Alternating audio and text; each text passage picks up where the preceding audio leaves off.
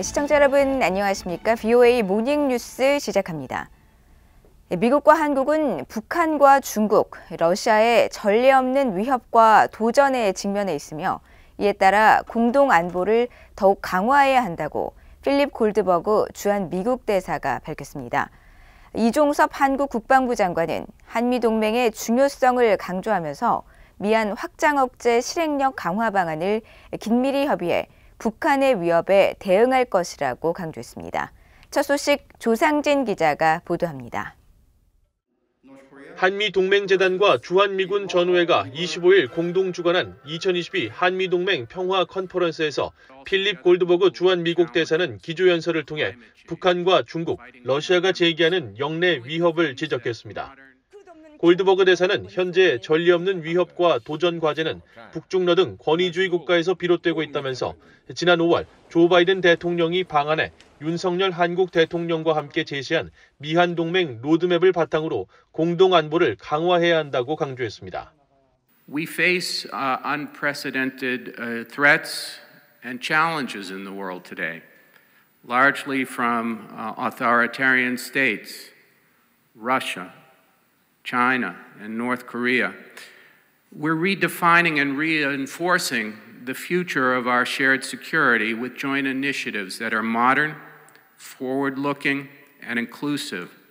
The U.S. and the Republic of Korea together can do so much more in addressing both the security but also the other global challenges, climate change, fighting pandemics, doing the things that modern, advanced scientific and technological countries can achieve.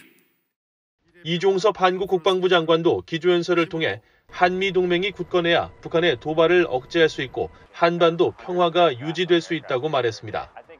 그러면서 미국과 확장 억제 실행력 강화 방안을 집중적으로 논의해 북한의 도발에 강력히 대응할 것이라고 강조했습니다. 다음 주 미국에서 개최될 제54차 SCM에서 저와 오스틴 미 국방부 장관은 확장억제 실행력을 실질적으로 강화시키는 방안에 대해서 긴밀한 협의를 할 예정입니다. 이번 SCM은 북한이 도발하면 할수록 한미동맹은 더욱 강력해지며 만약 북한이 핵무기 사용을 시도할 경우 동맹의 압도적이고 결정적인 대응에 직면할 것이라는 점을 다시 한번 인식시키는 계기가 될 것입니다. 토론에 참석한 로버트 에이브럼스 전 주한미군 사령관 겸 전 한미연합사령관은 지난 몇 년 동안 연합훈련 축소로 위험이 더 높아졌다고 지적했습니다. From 2018 to 2022, the alliance adjusted the size, the scope, the volume in the information space, and the timing of our combined exercises. In fact, we accrued additional risk to our readiness. But our country's leaders made a decision that that was the pathway we would take, and we would accept that additional risk. Regrettably, North Korea has not responded favorably to any of those confidence-building measures since the summit in Hanoi in February of 2019. 빈센트 브룩스 전 주한미군 사령관도 북한과 함께 중국을 영내 주요한 위협으로 지목하면서 한국은 이런 영내 위협을 결코 간과해서는 안 된다고 말했습니다. The system that is put forth by China or by North Korea or by Russia is standing in direct opposition to the system put forth by the Republic of Korea, by the United States, by Japan, and other democracies in the Indo-Pacific region as well. 그러면서 미한 동맹을 근본적으로 강화하기 위한 협업의 틀을 확장해 일본과도 협력해야 한다면서 미한의 3국 안보 협력 강화가 필요하다고 강조했습니다. VOA 뉴스 조상진입니다.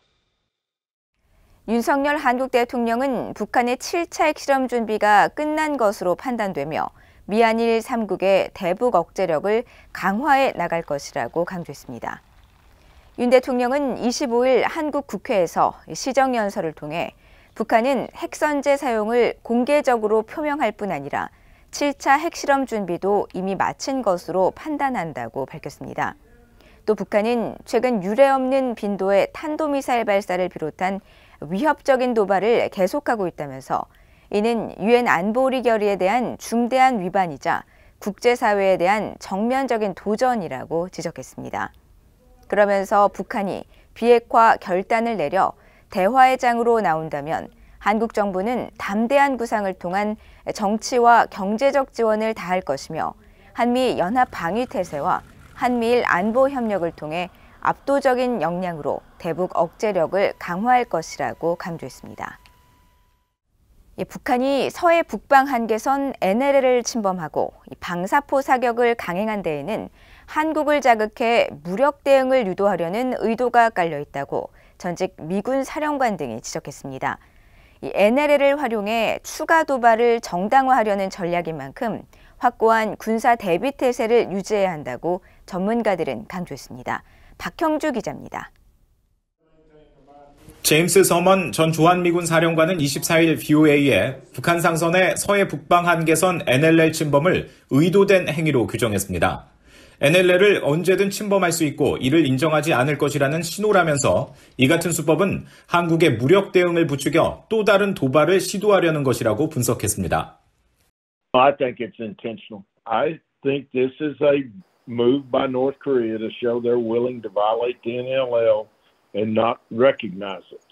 It's just another attempt by them to further provocation. I believe they're flexing their muscle and trying to aggravate South Korea and get them to get in a exchange with artillery fire out there is what I suspect they're trying to do.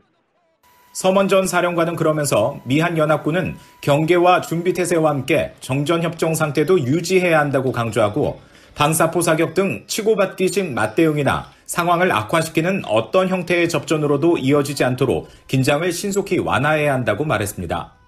존 틸럴리 전 한미연합사 사령관 겸 유엔사 사령관은 NLL은 그동안 합법적인 것으로 인정돼 왔다면서 북한의 다른 주장을 배격해야 한다고 말했습니다. 이어 북한의 지속적인 도발은 NLL을 무력화하기 위한 것일 수 있다면서 미한 동맹 결의와 한국 정부를 시험하고 성공적인 미한 연합훈련에 대한 대응이나 더 큰 위기를 불러오려는 것일 수 있다면서 미한 당국은 항상 훈련되고 준비되어 있어야 한다고 강조했습니다. 한미연합사 작전참모 출신인 데이비드 맥스웰 민주주의 수호재단 선임연구원은 이번 사건의 경우 한국 측의 경고 사격에 대해 북한이 10발의 방사포로 바로 응대했다는 점에서 미리 준비된 의도된 행위일 가능성이 있다고 분석했습니다. North Korea are masters at propaganda and spinning the situation to make itself look good. In their propaganda, they also claimed that South Korea attacked across it. And so on the one hand, they don't recognize it, but on the other hand, in their propaganda, they use it to their benefit, to their advantage.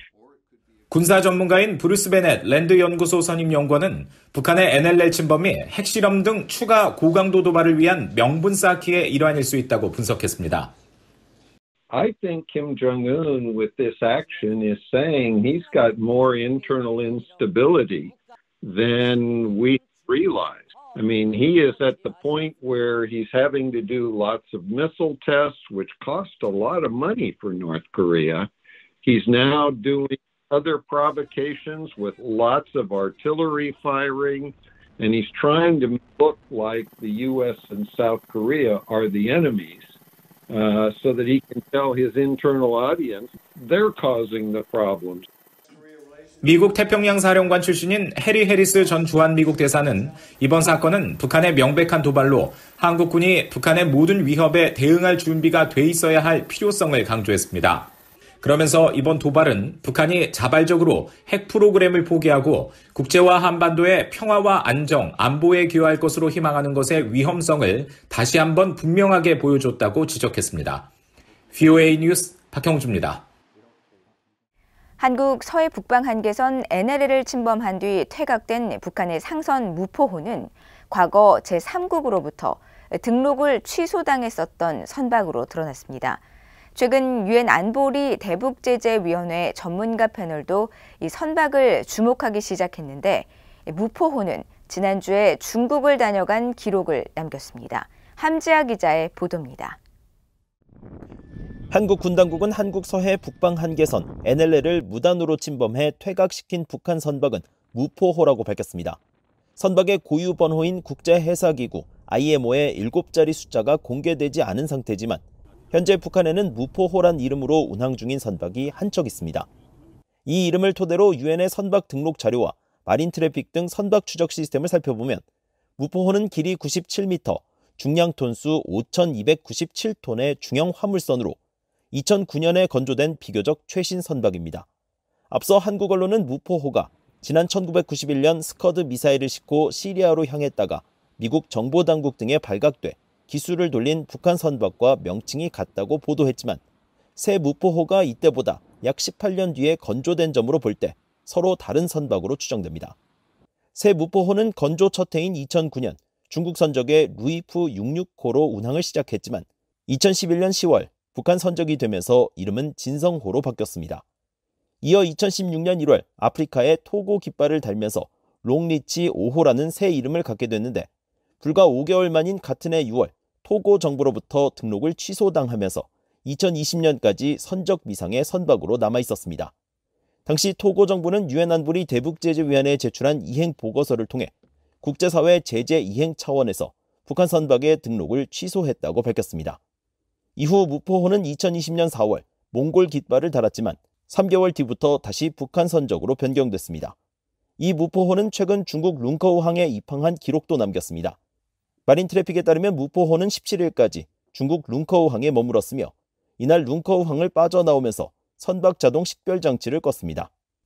무포호는 국제사회 대북제재를 감시하는 유엔 안보리 대북제재위원회 전문가 패널도 주시하는 선박이기도 합니다.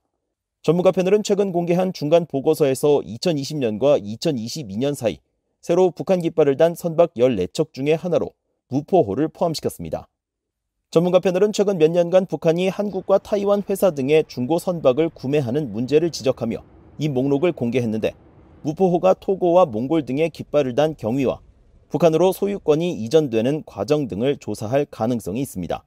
북한의 무포호가 어떤 이유로 NLL을 침범했는지 알려지지 않은 가운데 한국의 군 당국은 북한이 NLL 해상 일대에서 의도적으로 군사적 긴장을 유발했을 가능성에 주목하는 것으로 전해졌습니다. BOE 뉴스 함지아입니다. 일본을 방문하고 있는 웬디 셔먼 미국 국무부 부장관이 25일 조현동 한국 외교부 1차관을 만나 북한 문제를 비롯한 양국 현안과 미한동맹 강화 방안을 논의했습니다. 국무부는 이날 보도자료를 통해 양측이 최근 북한의 탄도미사일 발사가 영내와 세계 안보에 무모하고 불안정을 초래한다고 규탄하면서 미한 양국은 북한과의 진지하고 지속적인 대화 모색을 거듭 강조했다고 밝혔습니다. 또 공급망 회복력 향상과 양국 경제안보 강화를 위한 협력의 중요성을 강조하고 다양한 분야에 걸쳐 인도태평양 영내에서 양국 간 협력을 심화시킨 점을 높이 평가했다고 전했습니다. 셔먼 부장관은 또 이날 모리다 케오 일본 외무성 사무차관과도 회담을 갖고 인도태평양 영내 평화와 안보, 번영 촉진을 위해 미일 동맹의 중요성을 재확인했으며 미일 간 협력을 더욱 심화시키고 영내 및 세계 안보를 증진시키기 위한 공동의 노력에 대해서도 논의했다고 국무부가 밝혔습니다. 북한이 대외적으로는 핵 위협 중지 등을 강조하면서 한국에 대해서만은 핵 선제 공격 위협을 지속하는 이중적인 핵교리 정책을 지속할 것이라는 분석이 제기됐습니다. 한국 외교부 산하 국립외교원 외교안보연구소는 24일 발표한 북한 핵무력 정책법 평가 보고서에서 북한이 핵 보유국 지위를 국제사회로부터 인정받겠다는 목적 아래 대외적으로는 소극적인 불사용 원칙을 채택하고 핵전쟁 반대와 비핵 국가에 대한 핵 위협 중지 등을 강조할 것이라고 전망했습니다. 보고서는 그러나 북한은 한국에 대해서만큼은 핵 선제 공격 위협을 지속하는 등 이중적인 핵 정책을 지속할 가능성이 매우 높다면서 현재 핵 무장국 가운데 핵 선제 공격을 공언한 나라는 북한이 유일한 만큼 북한의 대남 핵 사용 위협에 대해 경각심을 높여야 한다고 지적했습니다. 그러면서 한국과 북한의 정치 군사 대화와 상호 위협 감축, 군비 경쟁 완화를 목표로 하는 대화나 회담을 추진하고 미국의 확장 억제를 제공받는 것이 최선의 대응이 될 것이라고 평가했습니다. 이상으로 VOA 모닝뉴스를 모두 마칩니다. 시청해주신 여러분 고맙습니다.